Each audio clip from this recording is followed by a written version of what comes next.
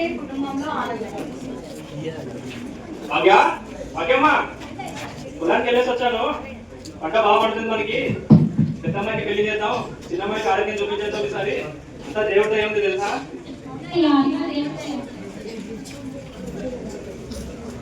కానీ ప్రకృతి ఒకసారి పరీక్షిస్తుంది.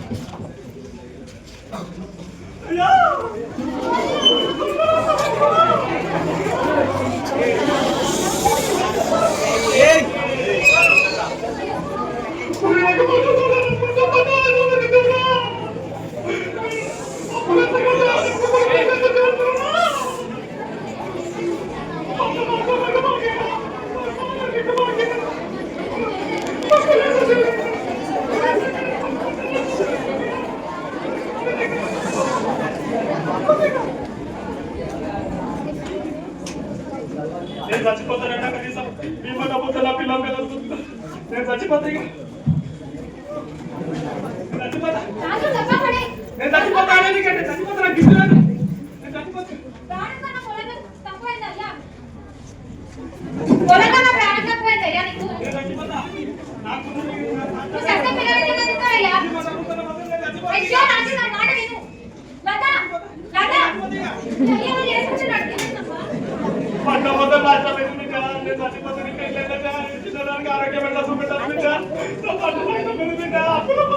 ఆత్మహత్య పరిష్కారం కాదు. మా ఫ్రెండ్ వాళ్ళు వాళ్ళ పంటలలో హోమియోపతి మందులు వేసి వాళ్ళ పంట దిగుబడి పెంచుకున్నారు. మనం కూడా ఒకసారి వ్యవసాయ అధికారి దగ్గర వెళ్ళి మాట్లాడతాం రండి.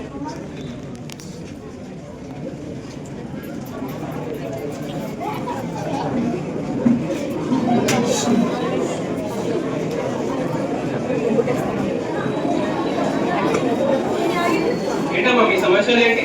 పంటలన్నీ నాశనం అయ్యాయి. మీరే పరిష్కారం చూపించారు. పంటలు నాశమైందయ్యా, మందులు సరిపోయా, పంటలు నాశమైందయ్యా, అప్పులు వెళ్ళిపోయిన సార్ నాకు సారే. బాధపడకండి, మేము ఉన్నాం. రైతు ప్రాణాన్ని కాపాడే వ్యవసాయం ఒకటి ఉంది, అదే ఆగ్రో హోమియోపతి. ఇక్కడ మనకు తక్కువ ఖర్చులో ఎక్కువ దిగుబడి వస్తుంది. పంటకు పురుగులు వ్యాధులు ఏది ఉన్నా కూడా ఆగ్రో హోమియోపతి వాడితే తగ్గుతాయి. మందులు బాగా పనిచేస్తాయి. ఆగ్రో హోమియోపతి మందులు పంటకు ఉన్న పురుగులు తగ్గిపోతాయి. భూమి సారం కూడా పెరుగుతుంది. అనుకున్న స్థాయిలో దిగుబడి వస్తుంది. ఏం తగ్గపడకండి. పొలం వేసినప్పటి నుంచి పొలం చేతికి వచ్చేంత వరకు మేము అండగా ఉంటాం. మీకు తోడుగా ఉంటాం. మీకు ఇబ్బంది పడకండి. మంచిగా పనిచేస్తే ఆగ్రో హోమియోపతి మందులు. ఇప్పుడు మనకి తెలంగాణ గవర్నమెంట్ అగ్రికల్చర్ అంటే వ్యవసాయదారులకి కొన్ని స్కీమ్స్ పెట్టింది.